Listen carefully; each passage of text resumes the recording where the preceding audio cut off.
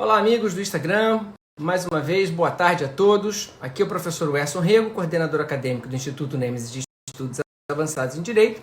E estamos aqui para começar, dar início a mais uma live dentro da nossa programação para discutir os efeitos da pandemia do novo coronavírus sobre as diversas relações contratuais.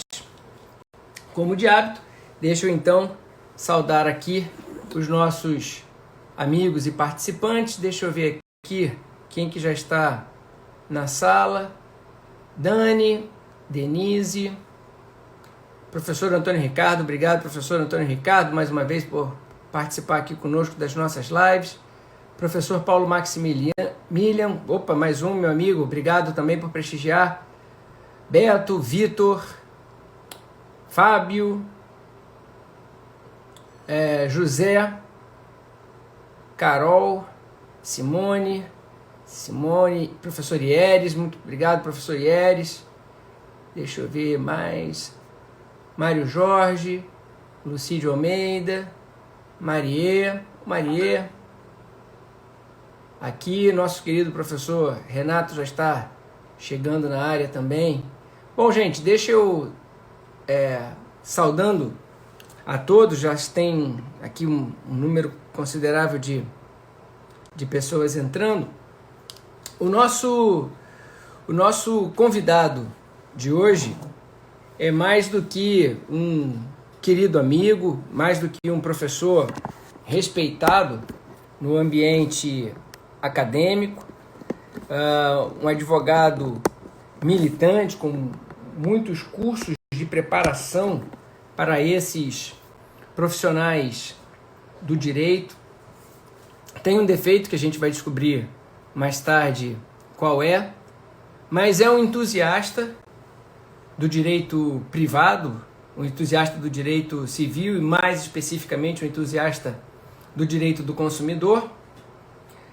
Participa conosco de altas discussões dentro do Instituto de Direito, de Política e Direito do Consumidor, que é o Brasilcom, e me deu a honra e o privilégio de estrear em live justamente no perfil dele.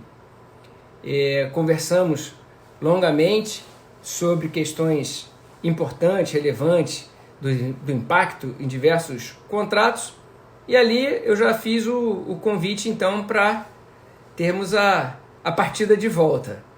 E a partida de volta é hoje.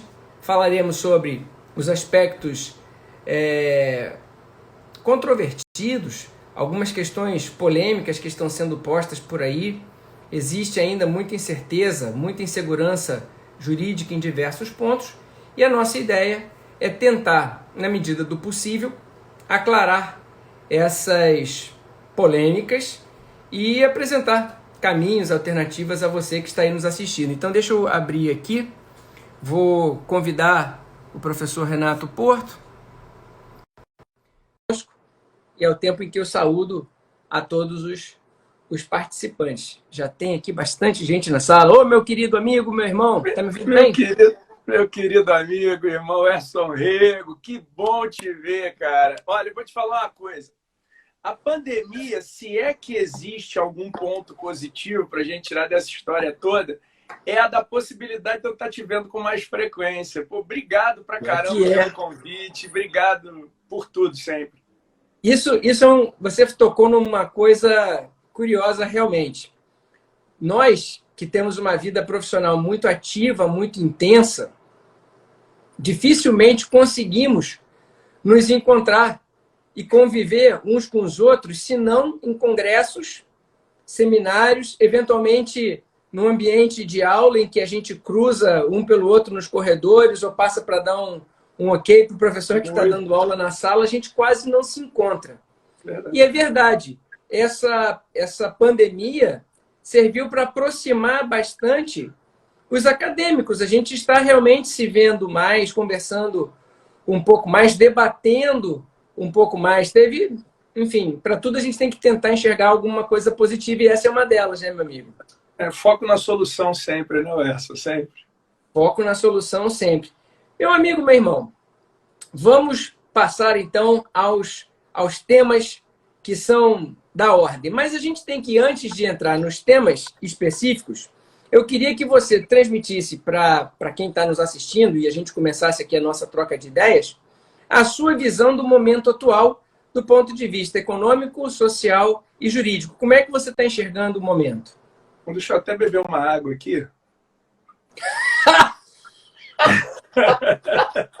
Para poder começar a bater um papo contigo.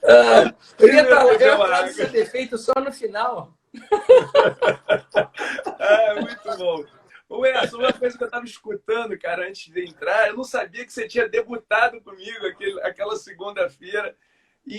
Foi a primeira vez. Foi mesmo? Que legal, Werson. Obrigado, de novo. Bom, vamos lá. Eu estou vendo aí, né, rapidinho já começa a entrar uma galera muito grande participando dessa live conosco.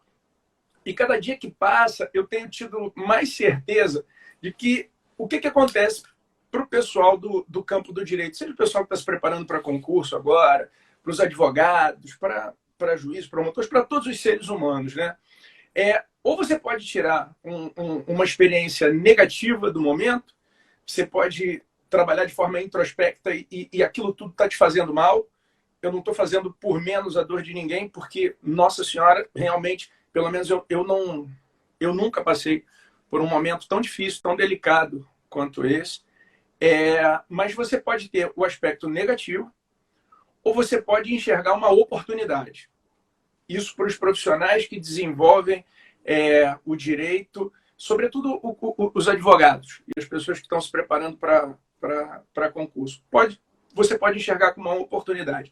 E nas duas hipóteses, Werson, tanto na hipótese pessimista quanto na hipótese otimista, em ambos casos, quem estiver fazendo uso da hipótese tem uma grande chance de ter razão.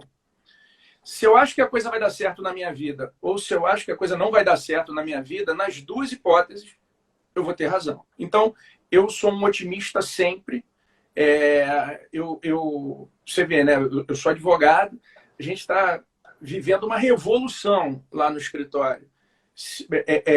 A questão de pessoal, a questão de cotidiano de atendimentos. Por exemplo, eu tive que sair correndo do meu escritório, eu tinha me programado para fazer essa live contigo às 5 horas no segundo andar do meu escritório, que é uma área que é reservada para isso.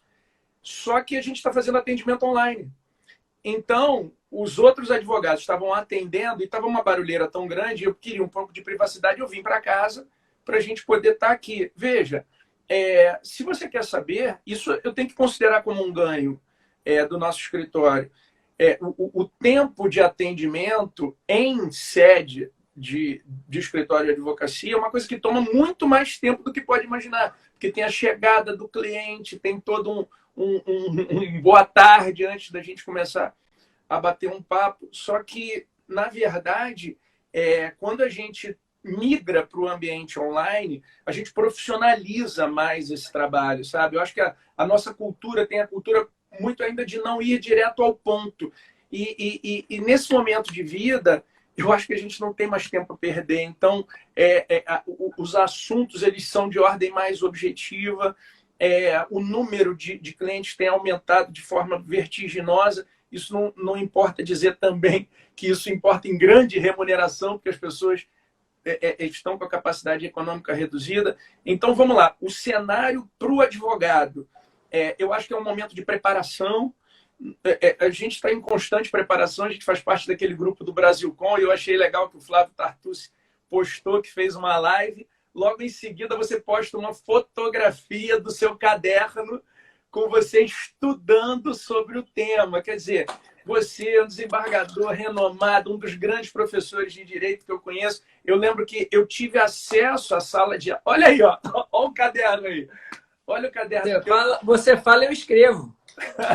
Eu lembro que eu tive acesso à sala de aula, Werson, aqui no Rio de Janeiro, com uma turma que se deixou de ter lá na Rua do Bispo, na Estácio de Sá, que você deu aula muitos anos lá na Rua do Bispo, e aí você saiu e eu te substituí lá no campus do Bispo, realmente. Então, quer dizer, você com esse tempo todo, você está sentado, estudando, se preparando. Werson, eu acho que eu tenho estudado uma média de 3 a 4 horas por dia. Eu já acordo muito cedo e acordo e já vou me preparando. E lá no escritório eu ganho tempo também fazendo isso. Então, eu acho que é um momento de preparação para os advogados, uma grande chance, aí, uma grande oportunidade que está pintando aí na frente, e para o pessoal que está se preparando para concursos. Né? Eu acho que vai surgir, pelo menos eu estive conversando com vários professores também, eles entendem que vai ter uma demanda reprimida muito grande, que os concursos vão continuar acontecendo, como eles não estão ocorrendo nesse momento, eles vão ocorrer de forma acumulada. Na nossa live, eu tirei um ponto, são vários pontos importantes que você trouxe para mim, que eu destaquei e que anotei também. Mas um deles, que me chamou muito a atenção, foi do crash do judiciário, o problema que a gente vai estar vivendo, justamente pelo alto nível de demandas, o alto número de demandas, e como é que a gente vai fazer para comportar isso? Bom, existem técnicas jurídicas que podem ser desenvolvidas, que vão auxiliar os magistrados nesse momento, mas também você precisa de pessoal. Não tem jeito. Vai ter que ter mais gente entrando no mercado. Então, eu acho que é um momento de reconstrução. Para os advogados, uma reconstrução da sua estrutura de escritório. Para os que estão se preparando para concurso, um momento de reconstrução e de alta preparação nesse momento, já que não tem muito para se fazer. Então, o que você pode fazer?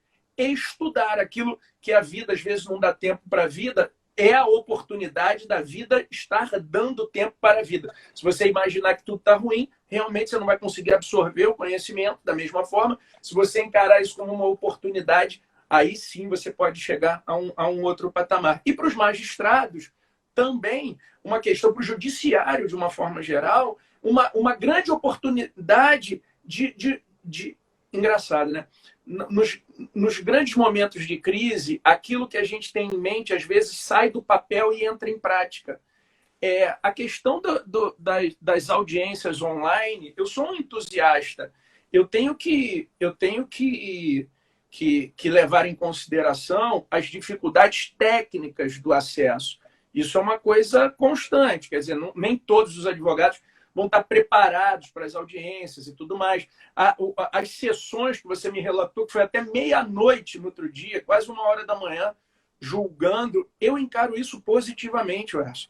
Nossa, meu escritório fica na Barra da Tijuca. Para eu ir para o centro da cidade, às vezes fazer uma audiência, é uma porrinhação, é estacionamento, é sair, deixa de estar no escritório. Você pede um período, né? Perde o período da manhã ou o período da tarde. Com essa funcionalidade, e eu acho que a gente não vai sair tão cedo dessa, a gente vai levar um bom tempo ainda aí, o que vai acontecer. Deixa só um abraço, antes de mais nada, para minha querida professora de processo civil, Silvia Drummond, aí, nosso querido professor de Direito do Consumidor, Paulo Maximilian, que já deixou até o escudinho do Vasco aí de plantão.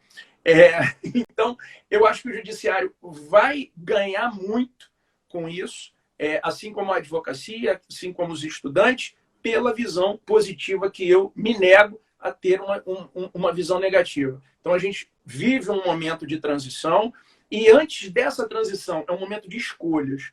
Né? Qual é a escolha que você pretende fazer? Você pretende encarar isso de forma positiva ou não? Eu aprendi com o pai de um aluno meu, prefeito da cidade de Itaperoá, lá no interior da Bahia, Werson, que ele diz o seguinte para mim, eu um dia estava tenso, com uma série de coisas, assim, problemas para resolver, e aí ele me viu tenso e ele fala assim para mim, ô, doutor Renato, tudo bem? Eu falei, tudo. Tá com essa cara por quê? Eu falei, doutor Everardo, a coisa tá feia aqui, é muita coisa e tal, é aula, é escritório, é tudo. Aí ele falou assim, olha, vou lhe dizer uma coisa. É problema que você tem? Eu falei, só tem 2 tipos de problema, doutor Renato. Eu falei, quais são? Ele, aqueles que têm como resolver e aqueles que não têm como resolver. Aí eu olhei e falei, doutor Everardo, mesmo? Ele falou, E aí? Aí ele, olha, então se preocupe um pouco menos, porque os que têm como resolver, eles vão resolver. E os que não têm como resolver, eles estão resolvidos. Então é a mesma coisa. O problema que a gente está atravessando, Erson, a gente não tem como resolver, então eu preferi encarar que eles estão resolvidos, esses problemas. Mas é exatamente isso. Você tocou em diversos pontos muito assim, relevantes para para a gente aprender a encarar a situação. Primeiro que problema foi feito para ser resolvido. Essa é a discussão. E quando ele não tem solução, já está solucionado.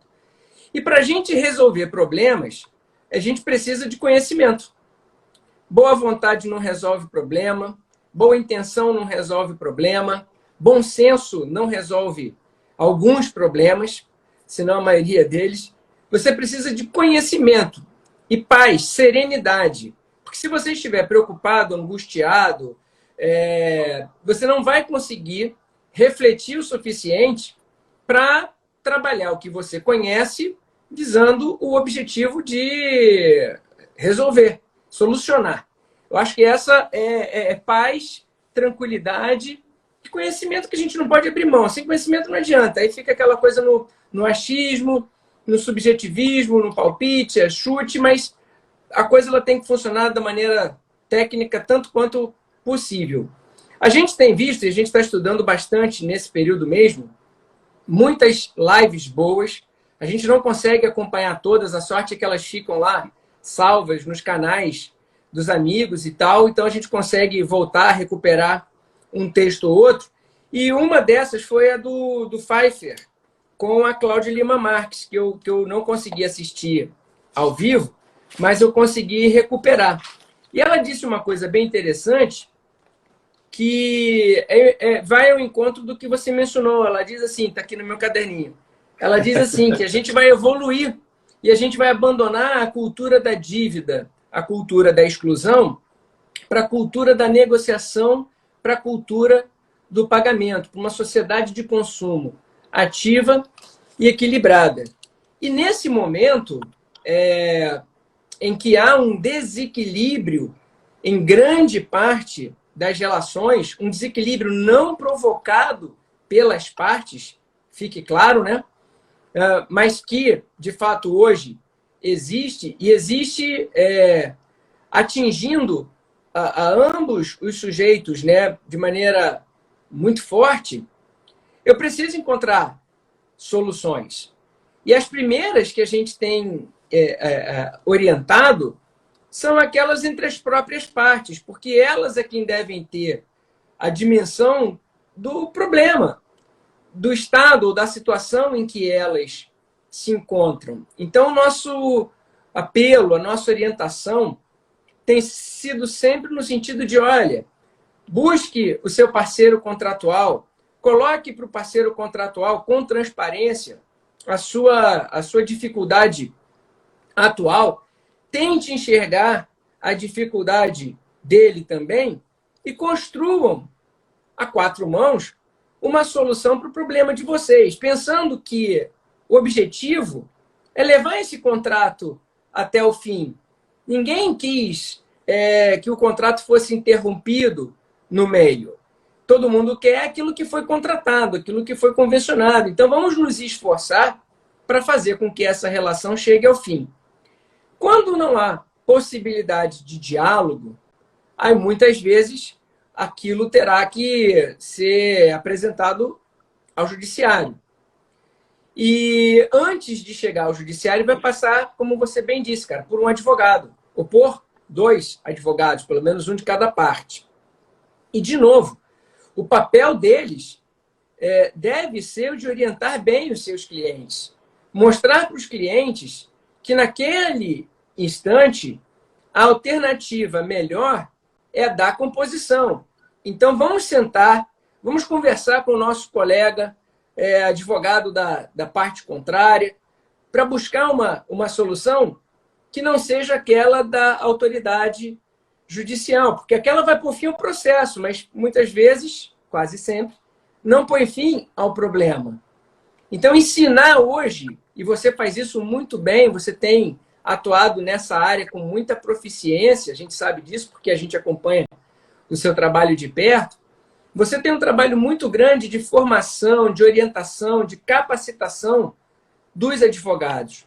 A gente sabe que existe uma deficiência acadêmica que vem lá dos bancos universitários na formação das habilidades negociais dos bacharéis em direito. A gente não é preparado para esse tipo de atividade, a gente é preparado para o litígio, a gente é preparado para a demanda judicial, a gente não é preparado para negociar. E eu percebo que você tem investido muito nessa orientação, nessa preparação, nessa capacitação dos advogados, no sentido de técnicas de negociação, de composição. Eu queria que você falasse um pouco sobre esse trabalho que você vem desempenhando. Isso é muito importante, sabe, Werson? E até falando mais um pouquinho, quer dizer, quando você falou agora, o contrato ele tem que ser construído a quatro mãos, que é muito importante. Eu não lembro qual foi a última, quais foram os últimos números do IBGE, mas somos atualmente quantos milhões de brasileiros, hein, Werson? Quase 220 milhões de brasileiros. 400, quase 220. Vamos arredondar para 220. Então, eu acho que os contratos hoje, eles extrapolam simplesmente os limites impostos pelas cláusulas contratuais e eles agora vão ter que ser, na verdade, abraçados por 440 milhões de mãos. Né? Eu tive na live com o professor Paulo Maximilian e a gente esteve conversando muito profundamente sobre esse tópico que eu vou levantar para ti agora, e aí eu vou cair para a parte da advocacia seguramente, mas eu achei muito interessante um aspecto. A gente estava discutindo sobre a questão das mensalidades escolares. Né? E no meu caso, como eu sou advogado, e a gente não sabe, né? Às vezes janeiro é bom, fevereiro já não é tão bom, aí vem uma Covid-19, para eu não estar sujeito a essas oscilações que ocorrem durante o ano, numa profissão que se desenvolve e que a gente não tem um salário fixo, eu costumo pagar o ano de forma antecipada. Eu vou no meu colégio, no colégio dos meus filhos, negocio com eles e falo, olha, se eu pagar o ano todo, quanto que dá? A X, dá para dar um desconto? Dá. A gente até bom, é a boa negociação, é feita e então, graças ao meu bom Deus, esse ano para a gente já está ajustado aqui em casa, né? E aí começa a discussão. Vamos ter uma diminuição de 15%, de 20%, de 30%, de 100%, sei lá, né? De percentuais. E eu fui e me coloquei à disposição do colégio, primeiro para conversar com os pais, para conversar com os dirigentes da escola, para servir como uma figura de mediação nesse caminho, que eu acho muito importante. E eu disse o seguinte, olha, a minha vida, sob o aspecto da remuneração do colégio, ela inalterou. No entanto, eu sei que existem muitos pais que estavam empregados e que perderam o emprego nesse momento. Então, veja, eu que não faço parte do contrato entre a instituição de ensino e o pai que perdeu o emprego, eu me coloquei à disposição para dizer o seguinte, não precisa reduzir nada para mim, não precisa me devolver nada, porque eu tenho um dever de solidariedade para com o outro. Então, olha o contrato extrapolando aquela figura de contratante e de contratado para alguém que nem figura como contratante e contratado por um dever social. Aí sim, quer dizer, se fazer presente nessa hora tão difícil. E quem me despertou para esse tipo de raciocínio jurídico foi você, Werson. Foi quando você estava explicando para mim que a sua filha, ela faz medicina, é uma faculdade normalmente caríssima, não é verdade? E que você falou para mim, olha, eu sou um servidor do Estado, sou um servidor público e meu salário não alterou. Eu tenho que ter uma visão solidária também nesse momento. A gente tem que analisar, não estou dizendo que não pode ter uma redução, que eu acho até razoável que tenha, mas veja onde a gente vai chegar. O Paulo Maximilian, ele fez uma ponderação que depois que ele fez, eu trouxe para casa e repeti. A gente aqui em casa tem uma pessoa que nos acompanha, né, ajudando a nossa família há muitos anos, sabe, Wes? Que é a Anaí, trabalha aqui. Tudo, se ela estivesse por aqui, eu puxava ela para dar um abraço aqui, para mostrar e tudo mais. Tá? E a Anaí, o que tem? Ela está com a gente há muitos anos. Eu não sou bom de dados, mas de 15 a 20 anos, seguramente, ela nos auxilia aqui. E quando começou essa questão da pandemia, o que nós vamos fazer? E aí eu repeti o que o Paulo Maximilian me disse e aplicou na casa dele. Chamei a Nair e falei assim, Nair, fica em casa. Eu vou garantir teu salário. Mas, doutor Renato, o que eu vou fazer? Deixa que a gente sabe lavar louça, deixa que a gente sabe lavar roupa. A gente sabe... Eu não, passar roupa é a única coisa que eu não sei em casa, mas a mulher sabe. Deixa que a Paula sabe passar roupa e a gente vai dar o nosso jeito. Mas eu não vou estar trabalhando e eu vou estar recebendo? É exatamente isso que vai acontecer. Você vai trabalhar o tempo que for necessário. Enquanto eu tiver condições de comer, eu vou manter esse teu salário. E se não tiver jeito, vem morar com a gente, faz alguma coisa, bota mais água no feijão, minha preta, a gente faz alguma coisa assim que vai dar. Entende, Werson? Então, as pessoas elas só mudam por dois fatores. Repetição, hábito ou forte emoção. Não tem jeito. E eu acho que nesse momento de forte emoção é que a gente tem que aproveitar a nosso favor para reconstruir essa sociedade, sabe? Aí, já entrando diretamente, Renato, e nesse aspecto da mediação, o papel do advogado, que você tenta ter uma visão razoável, que seja bom para ambos e tudo mais. Eu acho que é com a idade, sabe? Acho que é com a idade. Agora que eu estou chegando a 50 anos, eu já começo a pensar de um jeito diferente. Eu lembro que quando eu estudei Direito do Consumidor, eu era o consumidor na veia, sabe? Que tudo é o que acontece e que tem que ser, e vamos que vamos, e estamos lá e tal. Só que com a experiência eu fui aprendendo que se tudo é consumidor, nada é consumidor. Eu não sou um defensor do Law and Economics e tudo mais, mas eu vou chegando sempre no meio, sabe? Então, porque eu acho que é o razoável. Se o consumidor tem direitos demais, a gente acaba perdendo com isso lá na frente. Que é através do consumo que nós remuneramos as empresas recolhem impostos. Então, a dinâmica econômica nacional, infelizmente, ela é pautada no consumo das famílias. O que a gente tem que coibir são os abusos. Então, com um pouco de experiência, o advogado hoje, ele pode ter frieza de analisar dentro do caso concreto, julgar atacado vai ficar difícil, né? Porque cada relação tem um detalhe, né? Então tem uma forma. Então ele tem que avaliar de fora aquele quadro e com tranquilidade. Não precisa colocar o véu da ignorância do John Rawls, não. Mas ele só analisa aquele caso concreto e ele consegue, nessa hora, mediar com a outra parte. Olha, aqui a gente tem que dar as mãos, senão todo mundo vai perder. Você vê, e isso pode representar, vou falar de dinheiro agora, tá, Wesson? Isso pode representar até para o profissional um aspecto econômico interessante. Eu tive fazendo uma mentoria com uma advogada que estava começando a profissão e tudo mais, e as pessoas, porque ela é advogada, procuraram muito para a questão de mensalidades escolares. A escola que os filhos dela estão se preparando é uma escola extremamente elitizada aqui no Rio de Janeiro. Uma mensalidade bem alta, próxima àquela tua mensalidade lá da Faculdade de Medicina. E aí ela vai e começa a auxiliar por rede de WhatsApp. E aí eu brinquei com ela dizendo assim, ô fulano, não vou dar o nome, né? Mas, por favor, não dê aquilo que você pagou para ter. Como assim, né? O advogado trabalha muitos anos e você tem que saber que você vive da informação que você detém. E aí eu falei, por quê? E aí as mães queriam dar procurações para ela poder brigar lá no colégio, não sei o quê. Ela veio, sentou comigo e eu expliquei, olha, não adianta quebrar o colégio.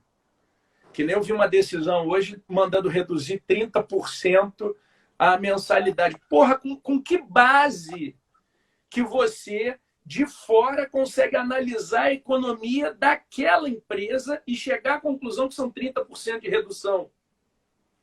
Pode ser que 30% seja pouco, pode ser que 30% seja muito, mas a gente vai ter que analisar caso a caso para chegar a uma conclusão. No caso dela, é muito cara a mensalidade porque é aquele sistema de ensino integral. Então, o ensino é na parte da manhã, na parte da tarde fica, tem explicador, faz atividade física, essas coisas assim. E que é a metade da mensalidade. E ela começou a auxiliar. Bom, ela virou para mim e falou assim, Renata, então o que eu faço? Eu falei, primeiro, para você ter legitimidade para representar esses pais, pegue procurações. E eleja alguém que tem uma prudência dentro dessa escola que se dispõe a conversar. E você vai estar conversando com mais legitimidade. Aí ela, deixa comigo, beleza. Primeira remessa de procurações, 280 procurações. E ela está conseguindo fazer uma redução dentro das mensalidades. Quer dizer, de um lado, a escola cedeu um pouquinho, de outro lado, os pais cederam um pouquinho, e ela, na qualidade de profissional, cobrou dos pais uma determinada quantia para poder assessorá-los nesse momento. Então, veja como é que a mediação ela é muito importante, mas se você tirar até da face dos que figuram no contrato, para o profissional que se envolve, ele consegue auxiliá-los e ajudar a gente dentro desse processo tão difícil. A negociação ela é ótima quando ela é ruim para os dois. Quando os dois saem chateados, né? Eu lembro que em vara de família, que eu odeio, não piso, não me chame, pelo amor de Deus, quem faz tudo de direito das famílias lá no escritório é meu sócio, que é o Sandro Amaral, professor lá da escola também. E eu faço questão de não estar no negócio. Mas eu lembro que uma das últimas audiências que eu fiz, Erson, o marido dizia, eu estou te dando tudo, olha aqui que nós colocamos. Fizeram um papel e de um lado, na audiência, os bens que iam ficar com a esposa. E desse lado aqui, os bens que iam ficar com o marido, e a gente ia fazendo isso. Aí quando foi, olha como é que eu estou te dando tudo, olha que maravilha que está isso aqui. Eu falei, peraí, vamos fazer o seguinte, tá bom isso para você? Ele falou, tá. Então vira. Vamos trocar. Você vai ficar com esses bens que tu ia dar para ela, já que é tão melhor. Aí ele pulou, né? Não, mas aí não dá. Eu falei, tá vendo, excelência? É bom quando os dois não gostam. Se uma das partes pula quando você muda o lado, é que tem alguma coisa errada, entende? Então, eu acho que o profissional, o advogado, ele nunca esteve tão necessitado de desenvolver habilidades que aproxime ele dos seres humanos. Ou seja, estudar psicanálise, programação neurolinguística, coaching, sei lá, qualquer coisa que te aproxime do outro e você entenda a dor do outro, é só assim que você vai conseguir ter razoabilidade. Então, eu conclamo a classe, vamos dizer assim, para que se aprimore no estudo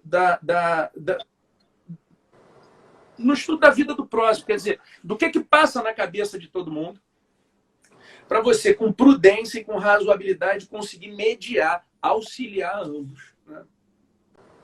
Porque o que acontece, e é importante, nem sempre as partes têm essa visão. Nem Sim. sempre as partes têm esta compreensão do todo. Uns querem transigir, outros não. Uns querem obter vantagem exagerada, outros não querem ceder nada. Isso é um comportamento humano, é um comportamento das partes. Infelizmente, quando isso acontece, o judiciário será acionado. Dificilmente o judiciário não será chamado a intervir nessa hora. Só que existe um filtro entre as partes e o judiciário. Esse filtro são os advogados. Verdade. Os advogados, eles precisam abandonar a cultura do litígio e incorporar a conduta da negociação, da composição. Muitas outras vezes, os advogados são pressionados pelos próprios clientes. São os próprios clientes, muitas vezes, que dizem, olha, eu não quero acordo, eu não quero transigir. E o advogado, de novo, ele tem que insistir mostrando quais são as vantagens e as desvantagens da conciliação naquele momento. E aí, se de todo eu não consigo evitar o litígio, enfim, aí vai caber ao judiciário essa intervenção. O que me preocupa mais hoje, falando aqui com muita transparência, com muita honestidade, O que me preocupa mais hoje é que os juízes estão sendo chamados a intervir, muitas vezes por decisões antecipatórias de tutela, com liminares, a intervir em relações privadas, a intervir em elementos negociais, notadamente preço, custo do produto ou custo da prestação do serviço, sem que ele tenha a menor ideia de como se compõe o preço da coisa, como se compõe o preço de um produto, como se compõe o preço de um serviço. Como você diz, o cara resolve dar uma liminar de 30% de desconto para uma das partes, numa relação qualquer, baseado em quê? Qual foi o critério que ele utilizou para fazer essa conta? Pior é que ele faz isso, o magistrado, sem conhecimento das consequências da sua decisão. Isso é outra coisa que me preocupa bastante. Ou seja, nós estamos sendo chamados a intervir em situações excepcionais, extraordinárias, sem que nós tenhamos, hoje, uma visão global do problema e sem que a gente dimensione as consequências das nossas decisões. Aí tem uns que decidem do jeito A, outros do jeito B, outros do jeito C, para a mesma situação. O que isso traz de impacto direto e imediato? Insegurança jurídica. E aí aumenta tudo. Aumentam as incertezas, aumentam os riscos e aumentam os custos globais. Ou seja, a gente acaba interferindo em mercados sem noção do impacto das nossas decisões. O Paulo Maximilian trouxe um exemplo outro dia de duas ações de locação, 2 contratos de locação entre as mesmas partes. Dois grandes grupos. Uma na cidade a outra na cidade B. A pretensão de revisão do contrato de locação, o juiz da cidade A não deferiu a pretensão, o juiz da cidade B deferiu a pretensão. Contratos de locação entre as mesmas partes apenas em localidades distintas, decisões completamente diferentes. A mesma coisa você vai ter agora para as mensalidades escolares. O pai A ajuiza uma ação pedindo desconto, o pai B e o pai C. Para o pai A vai ser 30%, para o pai B o outro juiz vai dar 15%, para o pai C vai dizer que não tem direito a desconto. A questão é, tem ou não tem direito a desconto? Não pode ser assim na loteria, não pode ser na sorte, caiu num juiz mais humanista, não, caiu num juiz mais literalista, não, caiu num juiz mais economista. Não pode. Tem direito ou não tem direito? Se tem direito, todo mundo naquela situação tem que ser contemplado da mesma forma, e se não tem todo mundo na mesma situação, não pode ser contemplado. Tem que ser um pouco simples assim, mas a gente sabe, a bem da verdade, que não dá para ser. Cada caso tem a sua nuance, como você bem pontuou. E hoje, o judiciário está sendo chamado a intervir em massa. São inúmeras ações, o Flávio Tartucci até publicou ali uma relação de algumas ações imobiliárias que já foram ajuizadas lá em São Paulo, de algumas ações contra escolas que já foram ajuizadas lá em São Paulo. Meu amigo, para esse curto espaço de tempo, são ações demais. São ações demais. Tem um outro lado, que é o do cara que descobre um nicho e resolve investir naquele nicho. Ele não quer conciliar, ele quer litigar. Então, é muito difícil a gente, de fato, tentar mostrar para as partes que o momento não é para litígio, que o momento não é para demanda, que o momento é para composição, que o momento é para acordo, quando a gente não tem ainda na sociedade, no ambiente profissional, no ambiente acadêmico, no ambiente jurídico, uma cultura que leve a cada um de nós a pensar dessa maneira, enxergando o outro com empatia, com solidariedade, com boa-fé, colocando valores e princípios como você fez com a sua equipe de auxiliares, né? Com a sua... como é que é o nome dela? Nair. A Nair, como você fez com a Nair. Falta um pouco disso nas nossas relações.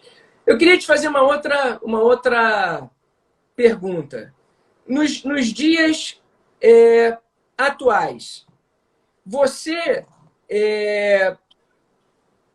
recomendaria... quer dizer, isso a gente já está discutindo aqui, a gente já sabe, a pergunta está embutida na resposta, eu não vou fazer isso contigo, não. Que dicas? Não, é porque eu ia te perguntar se recomendaria ou não recomendaria, pois fica... eu estaria direcionando o raciocínio. Que dicas você daria? Que dicas você daria para o profissional que é hoje convocado ou contratado para analisar uma relação jurídica que supostamente, na visão do cliente, estaria desequilibrada, que diz que tentou composição com a parte contrária e não conseguiu, e agora quer levar a demanda ao judiciário. Quais os conselhos que você, lá na sua academia, daria para os advogados numa hora dessa? É verdade. Primeiro, deixa eu dar um abraço aí para o professor, para o doutor Antônio Carlos, meu querido amigo. Tá enxergando aí, pra caramba, né, meu irmãozinho? Ele está pedindo para proibir o uso da minha caneca, que também é um vascaíno inveterado aí. Eu estou cercado aqui, na verdade, né, cara? Não tem jeito. E ele faz uma pergunta anterior. Deixa eu ver aqui, ó. Querido professor Renato, descobrir uma fórmula justa de remuneração dos advogados nos métodos extrajudiciais de solução de conflitos não seria um incentivo à participação? Seguramente que sim, Antônio. Diga. Então, deixa eu te fazer duas outras. Vamos lá. Que chegaram aqui para mim também. Uma chegou do Flávio Teixeira. Ele coloca assim: vocês acham mesmo que tudo estará mudado no judiciário? Deixa eu ver se eu consigo ler o restante da pergunta. Não acham isso seria passageiro? É uma pergunta do Flávio. E tem uma outra aqui para você também refletir sobre ela, que é a do Arlota. Ele diz: as audiências online poderão ser mantidas após o período de pandemia? Bom, isso aí a gente fala daqui a pouquinho. Sim, poderiam. Eu como até já antecipei, Tiago Arlota, meu querido amigo, foi advogado, trabalhou no meu escritório durante muito tempo, Tiago. Um beijo, meu querido. Seguiu aí, a coisa deu certo, ele decolou e agora está brilhando aí. E está protestando contra a sua caneca também. Você está sentindo que a crítica está sendo... Isso, é desse jeito. Não tem... Então, qual foi mesmo a ponderação, o finalzinho que ele falou?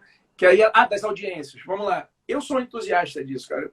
Nossa, como que a minha vida ganhou, seja como professor, seja como advogado, o processo eletrônico, o quanto que melhorou a vida da gente. Quer dizer, é lógico que tem algumas adaptações, né, Werson? Que a gente tem que sofrer. Tipo, uma das coisas que eu mais sofri quando o processo... Aí, já tem gente me defendendo. Eu tô vendo. Uma das coisas que eu mais sofri com o processo eletrônico, e foi o dia que eu consegui notar que a vida da gente estava mudando, foi o dia que eu estava andando no tribunal, Erson, e eu encontrei o Djavan. Você sabe que é o cara que vende cafezinho, tem o cabelo de molinha, tem um bigode? Então, Djavan, eu era estagiário, o Djavan já vendia cafezinho lá no Djavan é mobília lá. Ele, Edílio, esse pessoal todo, né? Aí um belo dia eu encontro o Djavan e falo: Djavan, meu querido, como é que você tá? Aí ele falou assim: tô mal, doutor. Eu falei: como é que é? Ele: tô mal. Eu falei: por quê? Não tem mais advogado no fórum. O Edílio fechou, a gente que trabalhava aqui, a gente já está buscando um outro meio, a gente está indo trabalhar não sei aonde. Aí ele me falou o lugar, eu não me recordo ao certo agora, e ele falou: estou indo para outro lugar. Foi o primeiro momento que eu vi o impacto do processo eletrônico. Foi o meu termômetro do processo eletrônico foi o Djavan. Ali é que eu notei que realmente o advogado tinha saído do escritório. Mas veja o quanto que o estagiário ganhou, o quanto que o advogado ganhou, pela possibilidade de você se dedicar aí sim ao processo como um todo. Então, eu entendo que essas alterações elas são válidas. Claro que eu tenho que respeitar as localidades e a figura de cada profissional. Porque existem profissionais que não têm o traquejo com a tecnologia, existem profissionais que estão em lugares mais distantes e que, de repente, você não tem a internet com a mesma velocidade e tudo mais. Isso tudo tem que ser respeitado. Essa Então, foi exatamente a colocação da Maris, que ela botou aqui, e os advogados que não têm condição e utilizam a OAB. Você acabou de... Tem que ver a situação de cada um realmente, né? Claro, tem que ser cada caso. É isso, né? A gente tem que respeitar as peculiaridades. A outra pergunta do colega que dizia o seguinte, você acha que isso vai acontecer e vai ficar?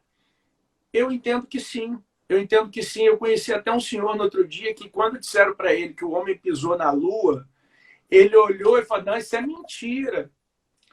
A gente virar as costas para essa realidade, fica parecendo, está chegando a tsunami, aí eu falo assim, eu moro aqui há 30 anos e ninguém vai me tirar daqui. Pronto, aí vem a tsunami e mata todo mundo.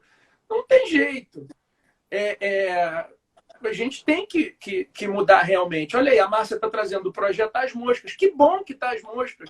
A gente tem que trocar, pega aquele funcionário do projeto e passa ele para um outro lugar, para dar mais velocidade ao processo e tudo mais. Então, eu acho que é por aí. Com relação à tua pergunta, me volta aqui, só o finalzinho dela, Werson, de um contrato, você tinha... Não, que hoje a gente está enxergando relações desequilibradas, as partes eventualmente tentaram compor e não conseguiram, e o cliente busca, então, a ajuda de um profissional para propor a demanda. Que tipo de orientação você dá a este advogado que você daria, né, a esse advogado lá na sua academia, nos seus cursos? Bom, primeiro, razoabilidade. Eu tive, acho que foi com o Rafael lá do Procon, que ele levantou uma coisa muito interessante da busca... não, foi João Pedro, que tem um livro de mediação eletrônica, ótimo. Ele falou assim, olha, tente buscar todos os meios de composição amigável.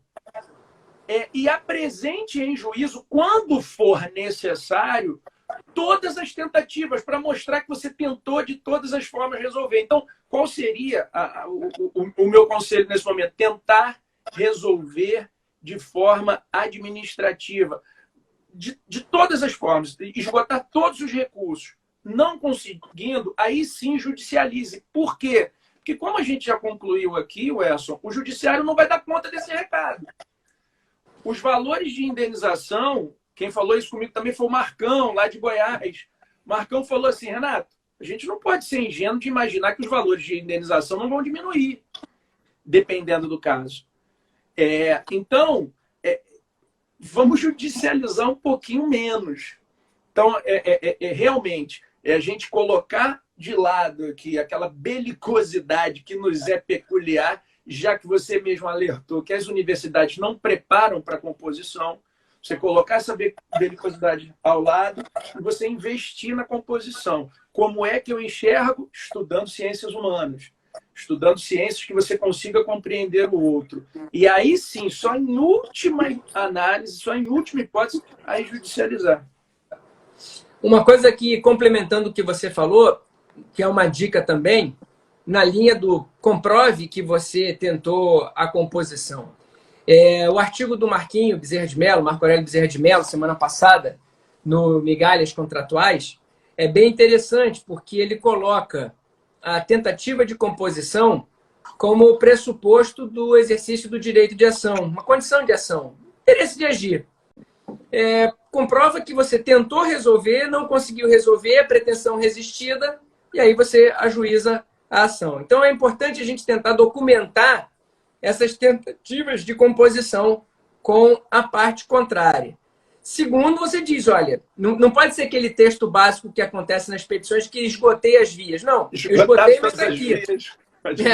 Eu esgotei, mas está aqui, ó, comprovei que tentei. E formula a proposta. Formula a proposta. Eu acho que a primeira coisa que eu pediria é que, antes de convocar a parte para contestar, é que, se fizesse cumprir a regra processual, convocasse para uma audiência de conciliação. Sim. E já apresento a minha proposta. Olha, a minha proposta, considerando a minha condição atual, é essa aqui, Excelência. Já demonstra boa-fé, porque isso vai ter uma repercussão importante lá na frente, que é exatamente essa que o Marcão, grande Marcão, lá de Goiás, alertou, que é o valor das indenizações, principalmente a do compensação do dano moral. Vai saber se isso é desvio produtivo, se não é desvio produtivo, se isso é aborrecimento cotidiano, se não é aborrecimento corriqueiro. A gente vai ter que avaliar tudo isso. Quando você tiver uma pretensão comprovadamente resistida, de modo injustificado, que levou realmente a parte a procurar o judiciário para ver a sua legítima expectativa satisfeita, a sanção a esse parceiro que não foi parceiro, que não cooperou, que não transigiu, que não negociou, tem que ser maior. Maravilha. A pancada tem que servir como desestímulo a esse tipo de procedimento. Ao contrário, se você comprova que apresentou todas as possibilidades de composição e mesmo assim a parte contrária não se deu por satisfeita e demandou, o aspecto o pêndulo muda de lado. Aí você tem que punir com alguma severidade aquele que está tentando se valer do processo para obter vantagem indevida. Está tentando manipular o processo em seu benefício. Então, a gente precisa desse registro que os advogados precisariam produzir para a gente avaliar a boa-fé, o comportamento probo, o comportamento leal, o comportamento ético das partes nesse momento em que estamos incentivando a todos a olhar o outro com empatia, com solidariedade, visando a cooperação para que todos ganhem um pouquinho e percam um pouquinho ao mesmo tempo. Essa é que é a grande discussão. Meu amigão, eu estou olhando aqui, que já estamos chegando no final, cara. É incrível como é que o tempo passa rápido quando a gente está num bate-papo leve, descontraído. No fundo, a gente alterou o script todo. E a gente... Exatamente. A gente foi falando sobre um montão de coisa, o papo ficou leve, informal. Não ficou aquela coisa... Deixa eu contar um negócio pro pessoal. Conta. O Erson me ligou, a gente ia fazer a live na semana passada, e aí nós tivemos os problemas técnicos e ela não conseguiu acontecer. Mais uns 15 minutos, 20 minutos, ele costuma ligar para dar um alô, para decorar um improviso. E aí, Renato, vamos bater um papo, não sei o que, não sei o que lá. Aí eu falei assim, vamos por onde? Eu falei assim, Erson, vamos falar, cara, vamos falar. Entra lá e vamos falar, vamos bater um papo. Falei, pessoal, não acaba, pelo amor de Deus. Vamos falar, meu amigo. O papo tá gostoso, o papo tá agradável. A gente se diverte, cara. Quando você faz o que você gosta, quando você encontra amigos leves, descontraídos, preparados, a gente encontra... É muito comum a gente encontrar vaidade na academia. Isso não é nenhuma crítica a ninguém, nenhuma... É um fato. Existe muita vaidade na academia, na vida profissional, no judiciário, em família. É um dos defeitos do ser humano. Faz parte. Mas a gente encontra grupos em que, independente da posição de cada um, a gente consegue divergir, convergir, apontar uma crítica a um pensamento do outro, mas a gente sabe que é com reflexão. Eu vou confessar um negócio aqui, eu proferi uma decisão esses dias e eu não gosto muito de dar publicidade às minhas decisões. Mas tem um cara que, não sei de onde inventaram, que acha que a gente briga. A gente nunca brigou. Que é o Tartucci. Cara, a gente conversa muito. Eu tenho um carinho, um respeito, uma admiração por ele. Já falei isso várias vezes, em diversas situações. Aí eu mandei para ele a minha decisão. Eu falei, Tartucci, olha aqui, dá uma olhadinha. Aí ele olhou, chegou tal, deu lá a opinião dele. Eu falei, cara, olha, eu respeito a tua opinião. Então, se você quiser fazer alguma crítica, pode fazer, que eu sei que é construtiva. Sabe? Eu acho que a gente tem que ter essa humildade de ouvir os outros, cara. Se você reconhece mérito no outro, quantas vezes a gente já trocou ideia Renato, pô, tô com um problema aqui, o que você acha? Qual é a tua visão disso? Como é que você faria nessa situação? Cara, a gente se socorre, porque a gente tem uma proposta, a gente tem um objetivo, chegar ao resultado justo. A gente está preocupado com a solução, e com a solução justa. Não aquela que vai satisfazer ao meu coração, mas aquela que o direito exige seja naquele caso. Muitas vezes não é que meu coração mandaria, mas é aquela que eu, como juiz, respeitadas as minhas limitações, as limitações da minha função, preciso proferir. Então é muito legal, cara, quando a gente consegue levar um papo desse, descontraído, que aproxima os amigos, que mostra um pouco daquilo que a gente é por dentro, um pouco daquilo que a gente pensa, dos valores que a gente carrega. Porque, querendo ou não querendo, tem muitas pessoas que acabam que olham para a gente para saber como a gente faria, como a gente se comportaria naquela situação. E às vezes acha que é conversa fiada, que é um discurso só para agradar. E não, a gente tem que mostrar um pouco coerência com aquilo que nós somos, com as coisas que a gente faz, né? E você é um cara que eu já falei isso em diversas oportunidades. Você é um dos seres humanos mais lindos que eu conheço. Falei isso na live com o Marquinho outro dia. Estou falando isso para você porque a gente conhece a sua história de vida. Você é um dos seres humanos mais generosos, mais lindos. Não fisicamente, porque eu também não cheguei ainda nesse nível, mas como ser humano, como pessoa mesmo, os valores, os seus princípios. E isso é bom que as pessoas saibam, que existe muito mais, né, no Renato como ser humano do que aquilo que é o Renato profissionalmente, o Renato acadêmico, o Renato professor. E é bacana a gente poder levar esse lado humano seu, as pessoas entenderem um pouco a lógica do seu raciocínio, coerente com aquilo que você é como ser humano e com aquilo que você faz na sua vida fora da sala de aula. Bem bacana. O único defeito seu, cara, é esse, ser flamenguista, mas... Porra. Eu perdoo Depois de uma declaração já vou dessa, eu vou deixar até de torcer pro Flamengo. Vou botar a camisa do Vasco aqui. Pelo amor de Deus. A gente encerra com casaco, não tem problema. Isso, tá tudo certo. Irmãozinho... Estou muito honrado de estar presente aqui, de você ter lembrado do meu nome. Você sabe, porra, qualquer palavra que eu utilizar agora, você sabe que é pouco, levando em consideração o quanto que eu te admiro, o quanto que eu analiso e o quanto que você me socorre. Vez ou outra eu estou com uma dúvida. Gerson, ajuda aqui, o que a gente pensa? Tá, porra, obrigado. Aí é legal que eu vou, falo, parece até que fui eu que pensei, né? E você falou isso. Os dois jogando aqui, pô, muito legal, obrigado, meu irmão. E avisa a galera aí que quando essa pandemia passar, se tudo der certo, a gente continua lá na Globo News, às quintas-feiras, na Corona do Sul Legal. A gente vai depender de como é que isso vai voltar depois, né? Mas, por enquanto, ainda está tudo se ajustando. E as coisas vão passar. A gente tem que deixar essa mensagem de esperança. As coisas vão passar. Os problemas vão se resolver. E a gente espera que esse momento de isolamento social ele seja rico no prover material para que nós, como seres humanos, né, demos um salto adiante, que a gente consiga evoluir na nossa vida como um todo, nas nossas relações pessoais, nas nossas relações profissionais, daquilo como a gente encara a vida e trata o outro. Eu acho que isso é que é o mais importante nesse momento, a gente aprender a valorizar essas pequenas coisas. Eu fiz uma vez, eu fui para Fortaleza, já começou aquele reloginho de 2 minutos que aparece em cima?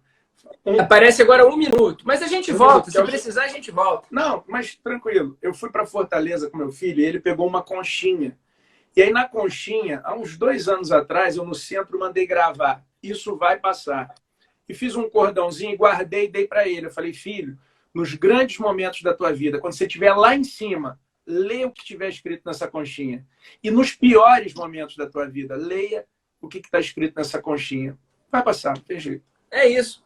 Tudo passa e vai passar. Isso passa. O bom momento passa, o mau momento passa, tudo passa. Amigão, faltam aqui 25 segundos. Eu te agradeço a presença. Volto a reforçar o convite para os nossos colegas assistirem lá ao congresso coordenado pelo Cristiano Sobral, que é o primeiro congresso jurídico da Advocacia 5.0. Inscreva-se lá no www.seufuturo.com. Participem lá, prestigiem, que o congresso está muito legal. Obrigado a todos.